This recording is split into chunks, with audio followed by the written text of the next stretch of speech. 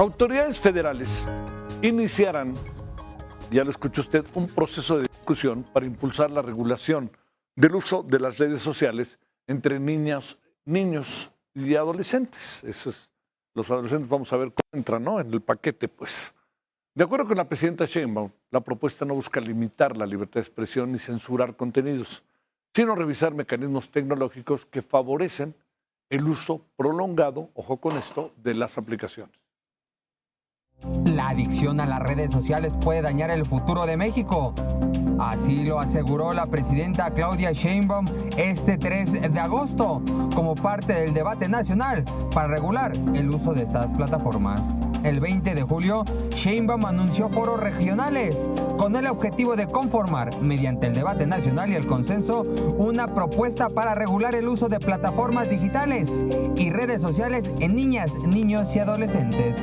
Es por eso que se alista un planteamiento oficial a finales de agosto.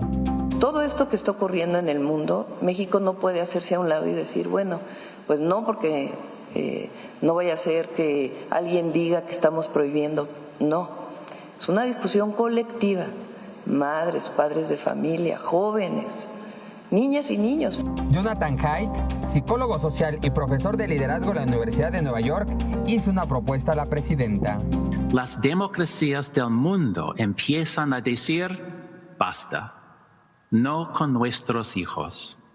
Las democracias del mundo están quitando los teléfonos inteligentes durante la escuela y están elevando a 16 años la edad mínima para abrir cuentas en redes sociales. Le animo a usted, Presidenta Sheinbaum, a implementar ambas medidas en México. Arturo Bejar, experto en seguridad digital, recalcó que la industria se desmarca de las afectaciones por esta adicción. Al gobierno le corresponde proteger. Cuando una compañía como el tabaco, como el alcohol o lo que sea, no está actuando en el interés de la gente joven, sabe de los daños, los niega, dice que sus productos son seguros, es la responsabilidad de tomar los pasos para proteger a nuestra gente joven. Con imágenes de Jesús Chavarría, Carlos Navarro, Heraldo Media Group. Yo creo que hay plena conciencia, ¿no? No sé usted cómo la vea, de que en nuestro país se tiene que hacer algo.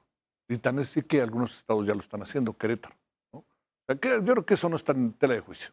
En tela de juicio es que hay que hacerlo. Hay que ver qué es lo que hay que hacer. La idea ya se ha llevado a cabo, además, le decía yo, en otros países. Australia. La medida se aplica desde 2025 para menores de 16 años, a los que se les prohíben las redes sociales. La misma medida está en discusión ahora en España, mientras que en Francia, este año, se aprobó que la edad mínima para tener redes sociales con restricciones y medidas de protección es de 15 años, como hace poco la semana pasada misma, el lunes, por ahí se lo estábamos contando. Grecia está en discusión y el proyecto está en restricción a menores de 15 años. Portugal quiere consentimiento de 13 a 16 años. Ahí están con un debate si debe ser 13 o 16. Y el Reino Unido exige verificación de edad obligatoria para limitar el acceso a contenidos dañinos. Bueno, conversemos del tema. Con enorme gusto recibimos a Raúl Trejo del Arbre, investigador en el Instituto de Investigaciones Sociales de la UNAM. Querido Raúl, como siempre, muchas gracias. ¿Cómo has estado? Muy buenas noches. ¿Cómo te ha ido? ¿Qué tal, Javier? Contento de poder mirarte y de conversar contigo. Buenas noches. El gusto es nuestro, lo sabes bien, Raúl. Gracias. A ver, déjame plantearte, Raúl, ¿qué piensas de lo que se está haciendo en las mañaneras? Ya van 2 lunes, están un poco como tratando de echar a andar el asunto. Me inquietan las consultas de la 4T, querido Raúl. Pero a ver, adelantemos, vayamos adelantando con el tema. Bueno, toda consulta sin reglas y propósitos claros puede inquietar con frecuencia en México y este gobierno de ninguna manera es la excepción. Las consultas han sido un pretexto para legitimar decisiones ya tomadas, pero en fin, las redes digitales son un recurso, un espacio de interacción y son un problema en las sociedades contemporáneas. Esto es evidentísimo.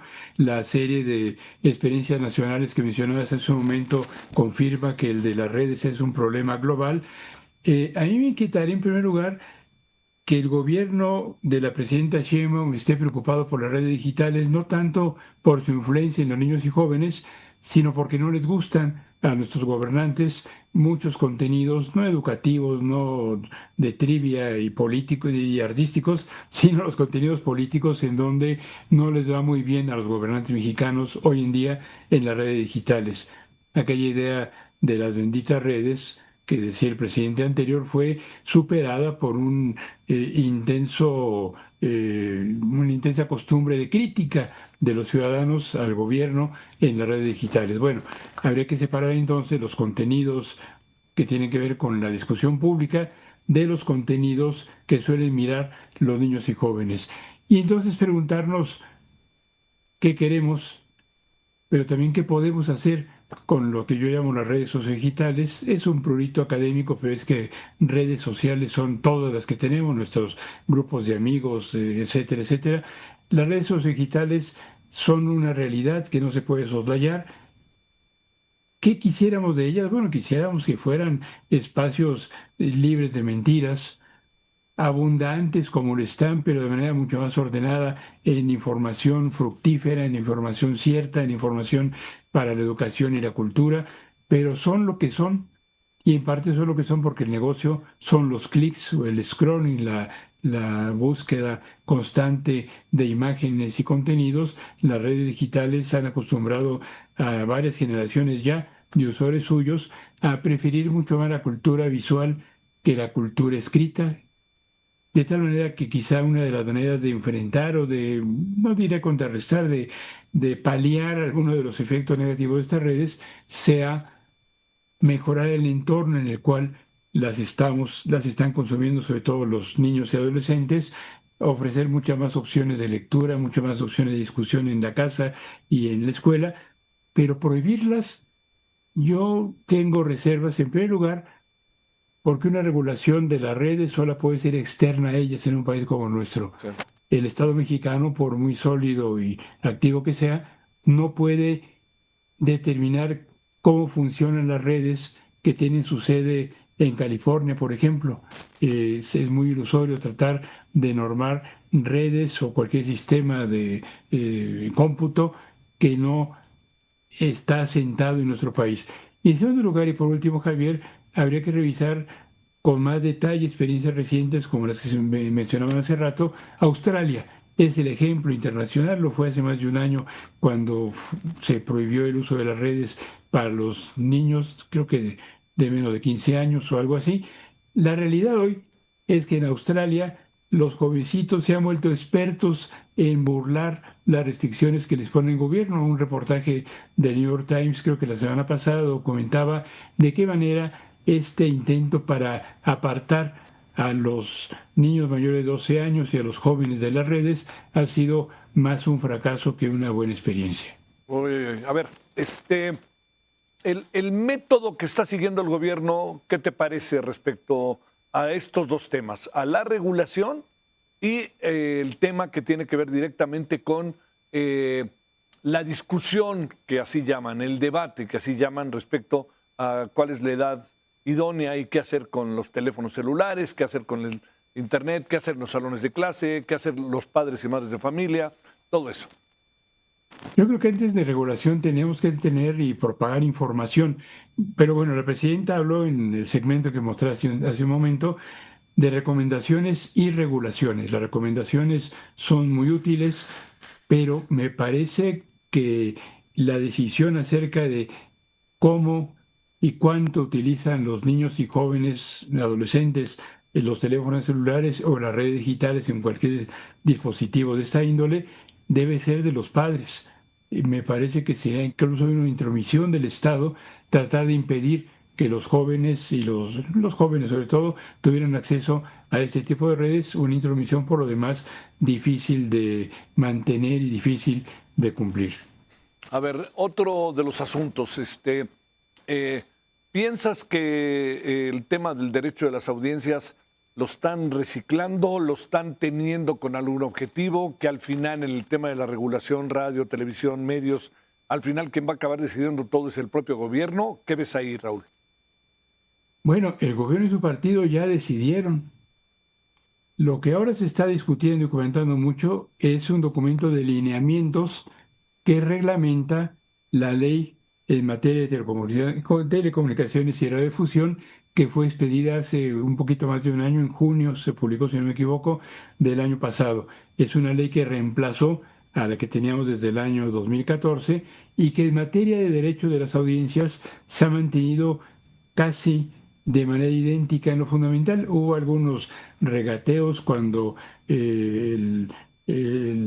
todos los partidos enmendaron esta ley en el año 2017. En 2019 la Suprema Corte repuso algunos de estos derechos que habían sido retirados de la ley, pero con esto quiero decir, derechos de las audiencias ya existen desde hace 12 años y aunque no siempre se han cumplido de manera constante, desde hace 2 sexenios es obligación de todas las estaciones de radio y televisión concesionadas tener código de ética y tener defensores de audiencias. El problema ahora es, por un lado, que el gobierno de la República, comenzando por la presidenta Sheinbaum, ha insistido en que los derechos de audiencia son un recurso para evitar mentiras en los medios.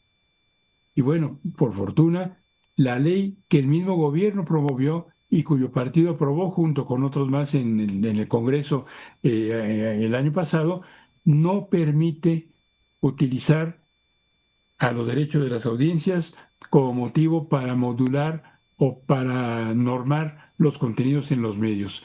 Con la ley que tenemos y de la cual es reglamentaria en este tema, el documento que está siendo discutido, es imposible censurar contenidos.